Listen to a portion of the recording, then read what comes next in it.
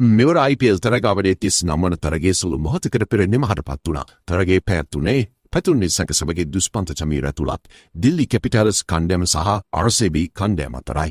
එයනෝ පසුගිය තරග කිහිපයේදීම අසාර්ථක වීම හේතුවෙන් පැතුම් නිසංගහට අද දිල්ලි කණ්ඩෑමේ ස්ථානය අහිමි වුණා. කෙසේ වෙතත් දුෂ්පන්ත චමීරහට කණ්ඩෑමේ ස්ථානය හිමි වුණා. මේ සමගින් තරගයේ කාසිය වාසයේ ජයග්‍රහණය කළ රොයල් චැලෙන්ජර්ස් බැංගලෝරු කණ්ඩෑම පළමුව පන්දුවට පහර දීමට දිල්ලි කණ්ඩෑම වෙත ආරාධනා කළා. එයනෝ දිල්ලි කණ්ඩෑම පන්දු 16 පන්දු 3ක් අවසානයේදී සියලු දෙනාද වී රැස් කළේ ලකුණු 75ක් පමණයි. එයනෝ දිල්ලි කණ්ඩෑම උන්ගේ වැඩිම IPL මුළු ලකුණු සංඛ්‍යාව එනම් ලකුණු 264ක් වාර්තා කර දින කිහිපයකට පසුවයි ඔවුන්ගේ ඉතිහාසයේ තුවන අඩුම ලකුණු සංඛ්‍යාව අද වාර්තා කළේ.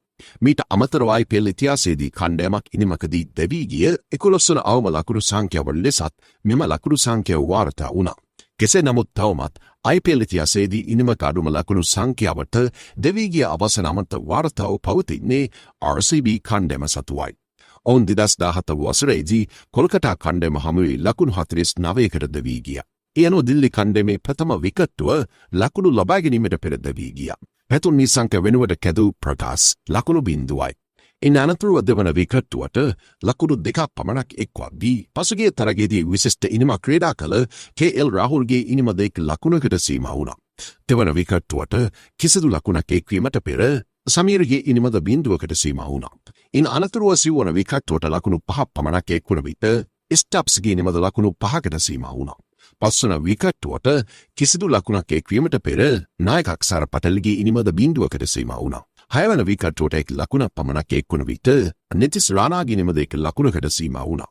කෙසේ වෙතත් ඉන් අනතුරුව 7 වන විකට්ටුවට ඩේවිඩ් මිලර් සමගින් අභිෂේක් පොලාර් පන්දු 31ක් තුලදී ලකුණු 35ක සබඳතාවක් පිහිටුවීමට සමත් වුණා.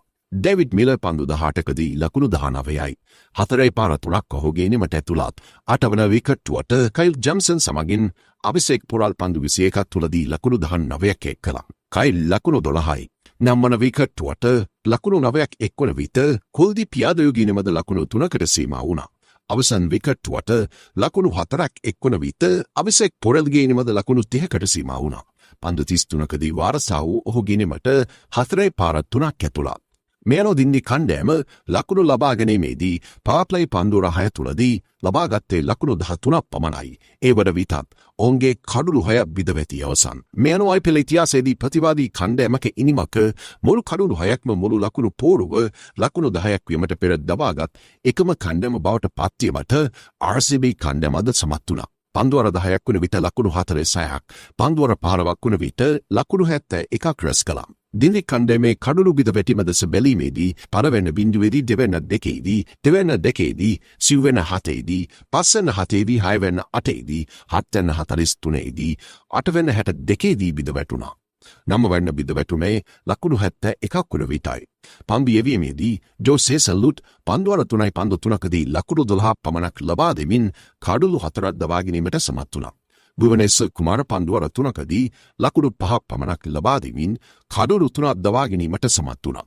කෙසේ වෙතත් පිළිතුරු ඉනිම ක්‍රීඩා කළ RCB කණ්ඩෑම පන්දුවර 6 පන්දු 3ක් අවසානයේදී එක් කඩුල්ලක් පමණක් දැවී තරගයේ ජයග්‍රහණය කළා. RCB කණ්ඩෑමේ ප්‍රථම විකට්ටුවට ජේකොබ් බෙතන් සමගින් විරාට් කෝලි පන්දු 17කදී ලකුණු 26ක් එක් කළා. ජේකොබ් පන්දු 11කදී ලකුණු 20යි. 4 පාර 1ක් සහ 6 පාර 2ක් ඔහුගේ ඉනිමට ඇතුළත්. දෙවන විකට්ටුවට දෙව්දත් පඩිකල් සමගින් විරාට් කෝලි පන්දු 22ක් තුලදී අධිවේගී ලකුණු 51ක නොමිදුණු සබඳතාවක් පිහිටුවීමට සමත් වුණා. විරාට් කෝලි පන්දු 15කදී නොදවී ලකුණු 23යි. 4 පාර 1ක් සහ 6 පාර 2ක් ඔහුගේ ඉනිමට ඇතුළත්. පඩිකල් පන්දු 13කදී නොදවී ලකුණු 34යි. 4 පාර 3ක් සහ 6 පාර 3ක් ඔහුගේ ඉනිමට ඇතුළත්. පන්දු යෙවීමේදී කයිල් ජම්සන් පන්දුවර 3කදී ලකුණු 42කට කඩුළු 1යි. දුෂ්මන්ත චමීර පන්දුවර 2ක් තුලදී ලකුණු 18ක් ලබා දුන්නද විකට් ලබා ගැනීමට උට නොහැකි වුණා. මෙයනෝ තරගාවලියේ නවතම ප්‍රසාද ලකුණු සටහන දෙස බැලීමේදී පළවෙනි ස්ථානයේ පසුවන්නේ පංජාබ් කණ්ඩෑමයි. දෙවැනි ස්ථානයේ RCB කණ්ඩෑමත්, දෙවැනි ස්ථානයේ සන්රයිසර්ස් හයිදරාබාද් කණ්ඩෑමත්, සිව්වෙනි ස්ථානයේ රාජස්ථාන් කණ්ඩෑමත් පසුවනවා. පස්වෙනි ස්ථානයේ ගුජරාට් කණ්ඩෑමත්, හයවෙනි ස්ථානයේ චෙන්නයි කණ්ඩෑමත්, හත්වෙනි ස්ථානයේ දිල්ලි කණ්ඩෑමත් පසුවනවා. දිල්ලි කණ්ඩෑම තරග 8කදී වාර්තා කර ඇත්තේ ජයග්‍රහණ 3ක් පමණයි. තරග 5ක් පරාජයට පත් වුණා. 8වනි ස්ථානයේ කොලකටා කණ්ඩෑමත් 9වනි ස්ථානයේ මුම්බයි කණ්ඩෑමත් 10වනි ස්ථානයේ ලක්නෝ කණ්ඩෑමත් පසුවනවා.